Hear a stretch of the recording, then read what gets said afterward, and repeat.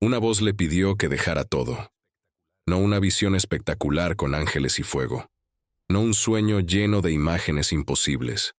Una voz.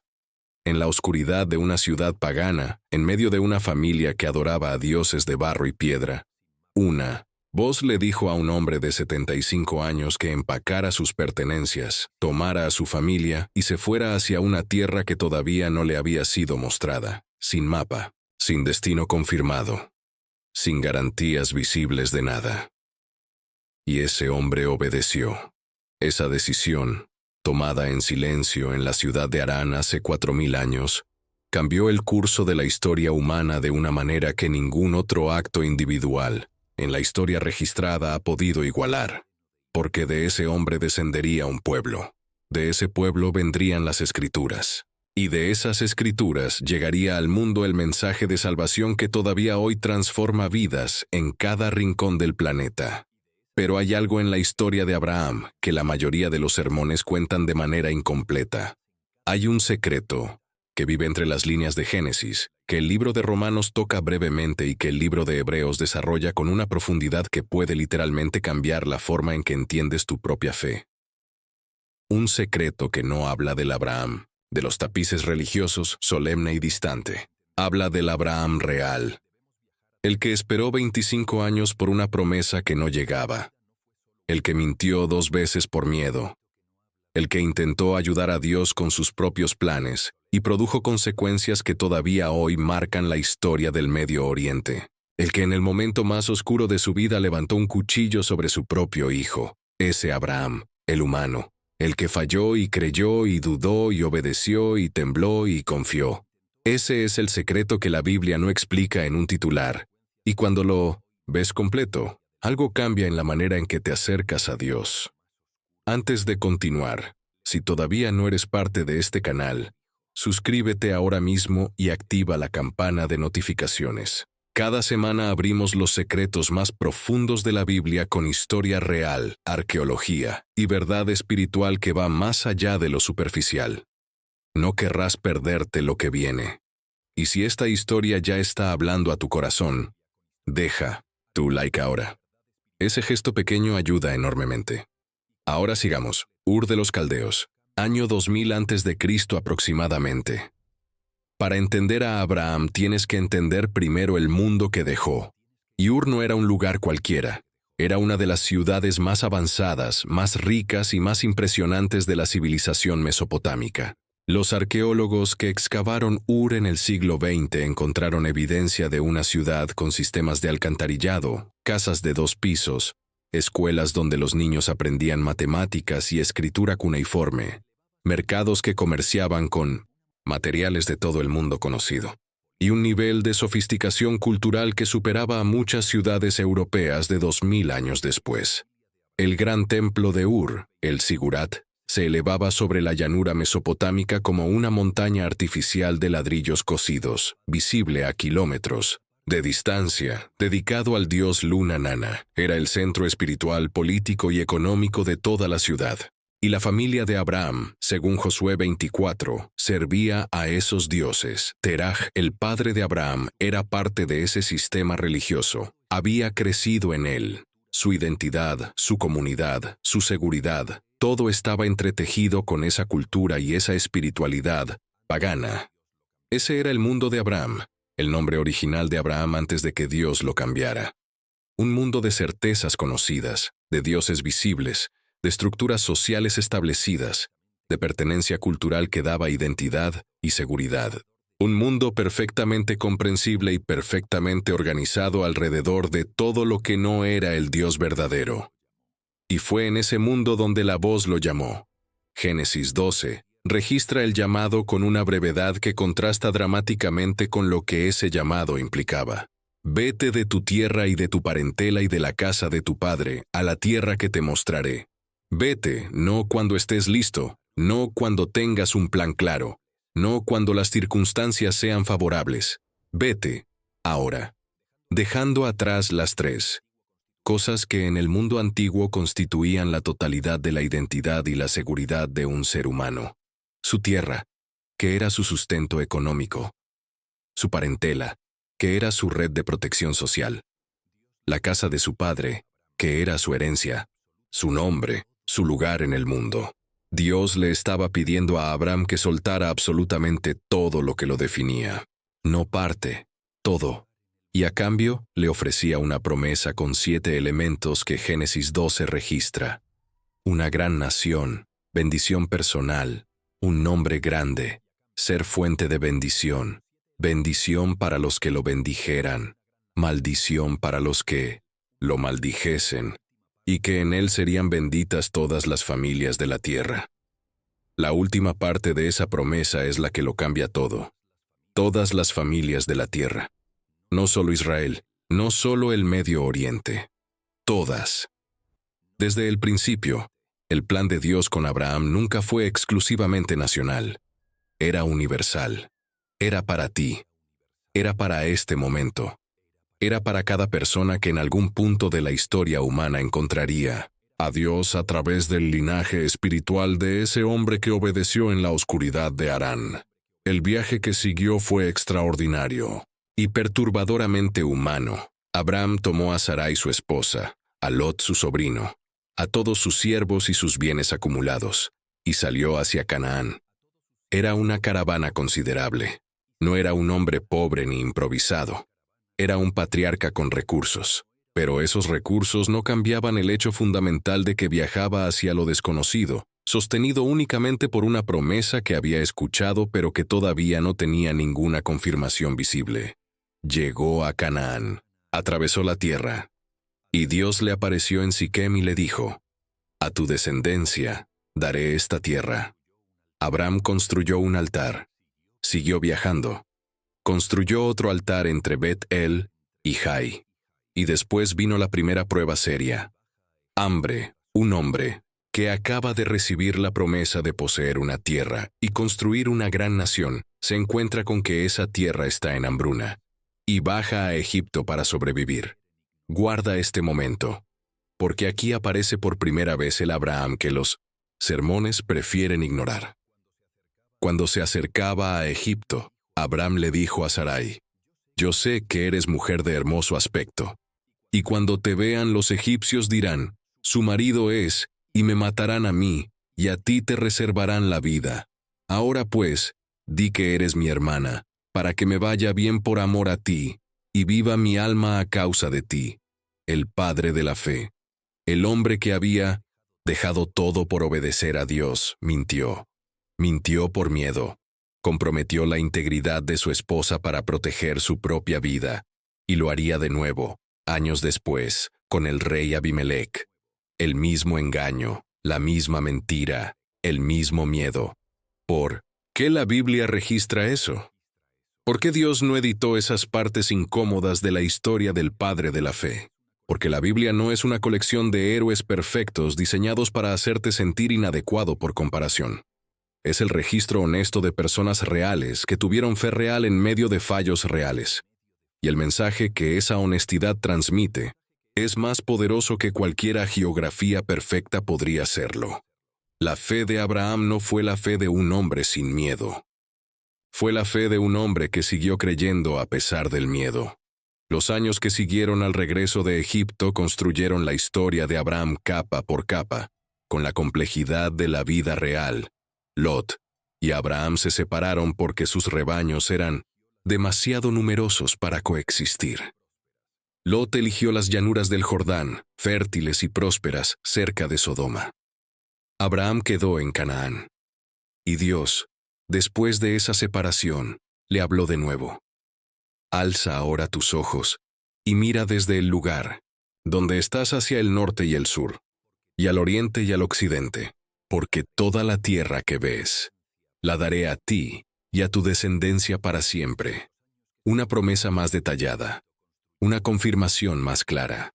La fe de Abraham se profundizaba con cada interacción con Dios, pero la promesa más central, la del Hijo, seguía sin cumplirse. Y el tiempo pasaba. Aquí está algo que necesitas procesar con toda la atención que puedas darle. Abraham tenía 75 años cuando salió de Harán. Tenía 86 cuando nació Ismael, el hijo de Agar. Tenía 100 años cuando finalmente nació Isaac. 25 años entre la promesa y el cumplimiento. 25 años de espera. 25 años de levantarse cada mañana con la promesa todavía sin cumplirse.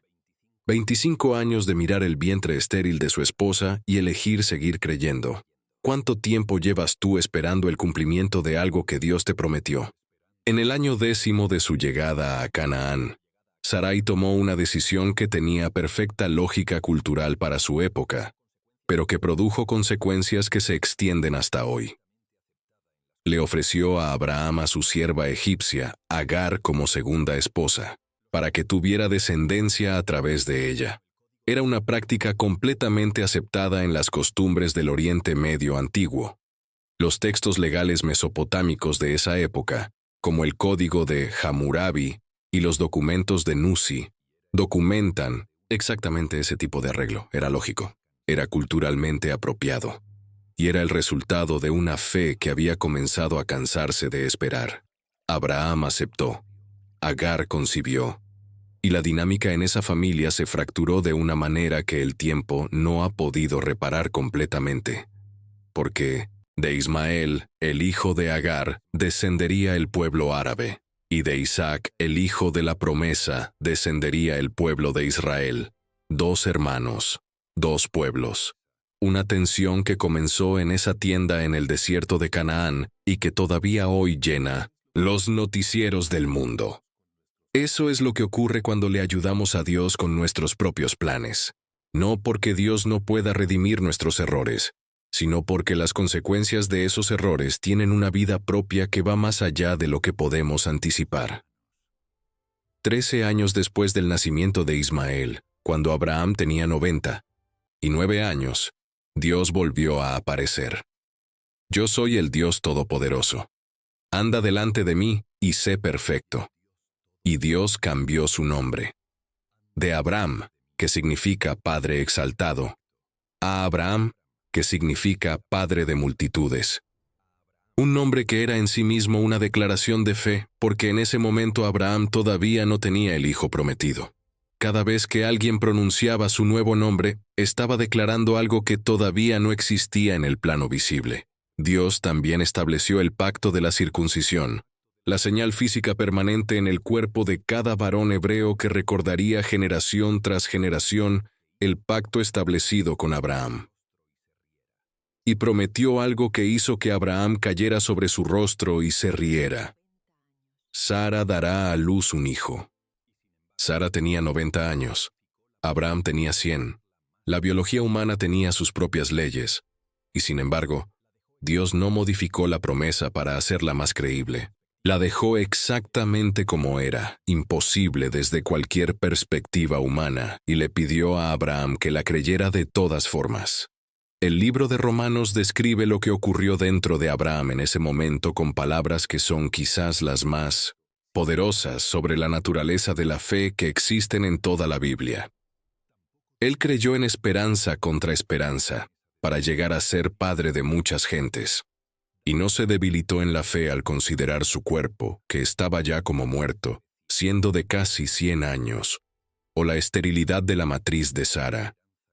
Tampoco dudó, por incredulidad, de la promesa de Dios, sino que se fortaleció en fe, dando gloria a Dios, plenamente convencido de que era también poderoso para hacer todo lo que había prometido. Creyó en esperanza contra esperanza. No es fe ciega. No es ignorar la realidad, es mirar la realidad directamente, en toda su imposibilidad, y elegir creer de todas formas, porque lo que Dios dijo pesa más que lo que los ojos ven. Eso es lo que Dios llama fe. Y entonces Isaac nació. La risa de incredulidad de Abraham se convirtió en el nombre de su hijo. Isaac en hebreo significa risa. El hijo imposible llevaba en su nombre el recuerdo de que su nacimiento había desafiado todo lo que la lógica humana consideraba posible. Cada vez que Abraham llamaba a su hijo, estaba recordando que Dios es más grande que la biología, más grande que el tiempo, más grande que la edad y la esterilidad, y todos los argumentos racionales que la mente construye para protegerse de la esperanza. Los años que siguieron al nacimiento de Isaac fueron los años más luminosos de la historia de Abraham. El hijo de la promesa crecía. La vida tenía sentido. El sufrimiento de la espera había producido su fruto, y fue exactamente en ese momento de luz máxima donde llegó la prueba más oscura. Toma ahora a tu hijo, tu único, Isaac, a quien amas, y vete a tierra de Moria, y ofrécelo allí en holocausto sobre uno de los montes que yo te diré. Esta es la frase más perturbadora de toda la historia de Abraham, y quizás de todo el Antiguo Testamento. El Dios que había prometido que a través de Isaac se establecería el pacto eterno, que de él descendería la nación prometida, que en él serían benditas todas las familias de la tierra. Ese mismo Dios le pedía a Abraham que lo matara. Era una contradicción aparente tan absoluta que ninguna teología bien ordenada la puede resolver fácilmente. Si Isaac muere, la promesa muere con él. Si la promesa muere, toda la historia de los últimos 25 años pierde sentido. Si toda esa historia pierde sentido, entonces Dios mismo es incoherente. Pero Abraham se levantó temprano en la mañana. Ensilló su asno. Tomó consigo a 2 de sus siervos y a su hijo Isaac, y fue al lugar que Dios le había dicho. El libro de Hebreos revela lo que estaba ocurriendo dentro de Abraham durante esos 3 días de camino hacia el monte Moria. Consideró que Dios es poderoso para levantar aún de entre los muertos. Abraham había llegado a un nivel de fe que superaba la lógica de la situación visible.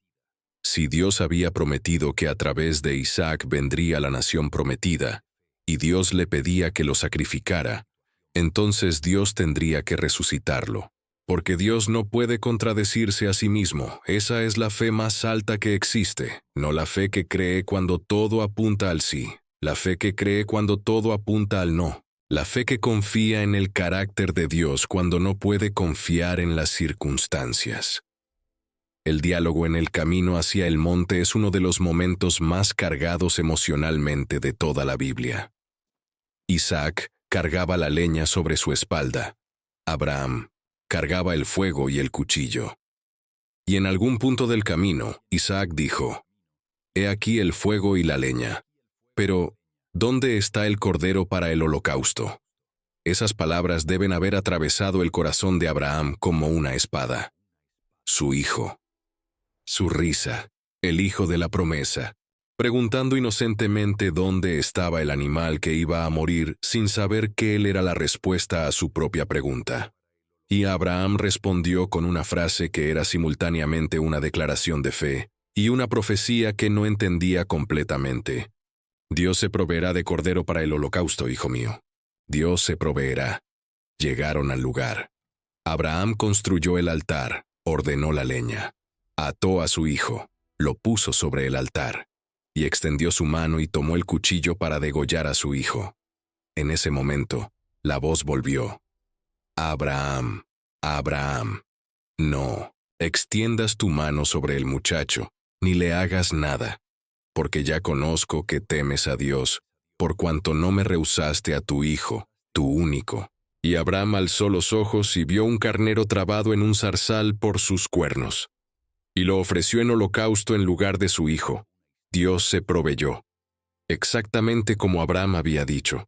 Hay un detalle en esa historia que la mayoría pasa por alto, completamente. Y es quizás el detalle más profético de toda la narrativa. El lugar donde Abraham ofreció ese sacrificio, el monte Moriah, es el mismo lugar donde siglos después Salomón construiría el templo de Jerusalén. El mismo monte donde el carnero murió en lugar de Isaac es el mismo monte donde Dios pondría a su propio hijo para que muriera en lugar de toda la humanidad.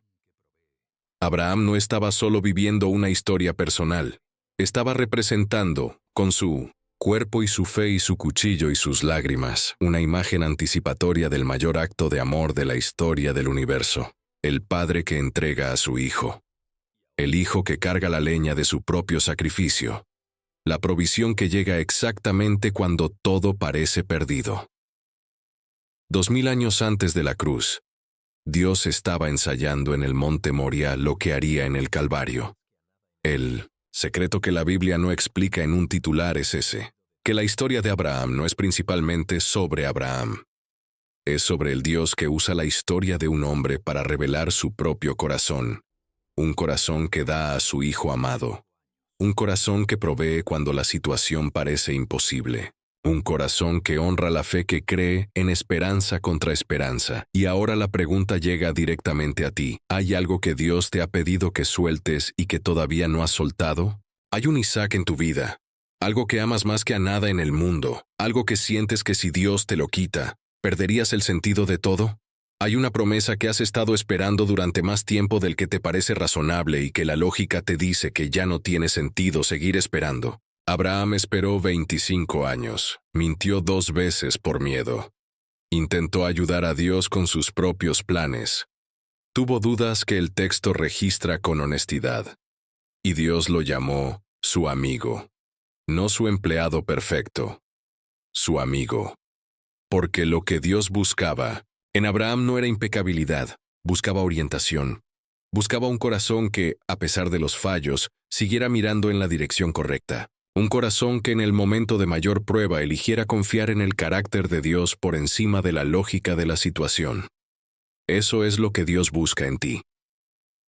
Si esta historia tocó algo en tu vida hoy, si hay un Isaac que necesitas poner en el altar o una promesa que has dejado de creer porque la espera se ha vuelto demasiado larga, escribe en los comentarios las palabras: Dios se proveerá. Las mismas palabras de Abraham en el camino hacia el monte, como declaración de fe, como el reconocimiento de que el mismo Dios que proveyó para Abraham puede proveer para ti. Y si conoces a alguien que está en su propio monte Moría ahora mismo, alguien que está siendo pedido que suelte algo que ama, alguien que lleva años esperando una promesa que parece no llegar, comparte este video con esa persona hoy. Porque este mensaje puede ser exactamente lo que esa persona necesita escuchar en este momento. Si este canal te está ayudando a ver la Biblia con profundidad nueva, suscríbete ahora y activa la campana. Cada semana hay un nuevo secreto esperando ser descubierto. El año 2000 antes de Cristo quedó atrás hace 4000 años. Pero el Dios que llamó a un hombre en la oscuridad de Harán, que lo acompañó en sus victorias y en sus fallos, que esperó 25 años para cumplir su promesa porque el tiempo de Dios siempre es perfecto, aunque nunca sea el nuestro. Ese mismo Dios está en este momento mirando tu historia con la misma paciencia y la misma determinación. Nada de lo que has vivido ha salido de sus manos, ni los años de espera, ni los errores que cometiste intentando ayudarle, ni los momentos donde el miedo ganó la batalla, ni las noches donde la promesa parecía demasiado lejana para seguir creyéndola. Abraham fue llamado padre de la fe no porque nunca dudara, sino porque nunca dejó de creer del todo, porque en el fondo debajo de todos los fallos y los miedos y los planes humanos, había una convicción que el tiempo y las circunstancias no lograron extinguir. Que Dios es quien dice ser, que Dios cumple lo que promete, que la espera no es abandono, es preparación, y que cuando el momento correcto llegue, Dios se proveerá. Siempre se ha provisto, y siempre lo hará.